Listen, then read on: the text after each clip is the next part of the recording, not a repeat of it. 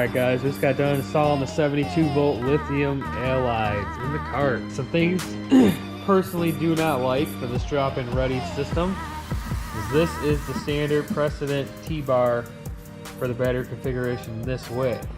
Now the issue we have is you have to run the battery with the post this way. You cannot put them this way because you kind of can't see, but the bracket covers the terminals. So if the battery was flipped this way, the bracket wouldn't go down. Now the only reason that's an issue is because I don't like the crossed wires here. I'd rather have not cross negative and positive at this point, but there's no other configuration I can do other than it doesn't even matter if I make longer cables, I still have to cross at some point.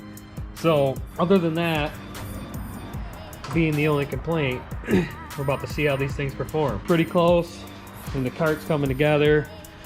Got to still throw the body on, get the on the fly, back wheels, roof, windshield. Got a little bit to go. It's only about 10 o'clock the night before we leave, so cart one of two will hopefully be complete tonight. Well, let's see how it goes. All right guys, we're getting the NAVITAS set up here. We're installing the new firmware, get the controller up to date. Gonna kind of go through the settings and see if we can get it to go. I got like 4 minutes. Come on, yes sir. It's almost there. Ready box. Programming done. Back. I'm gonna save it. Yes. So let's go change our battery type.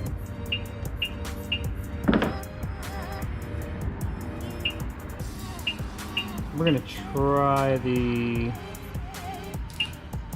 custom setting charger. See what happens. It's very slow.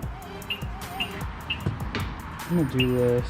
So this is cool because you can run your throttle calibration here. What I just did was I calibrated my throttle to see if I can get better response because the cart just took off very slow.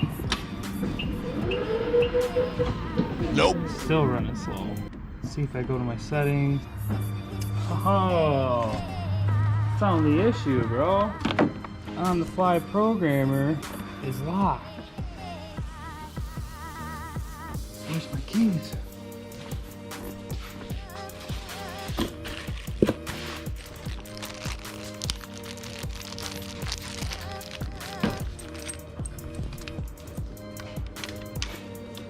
See if this works.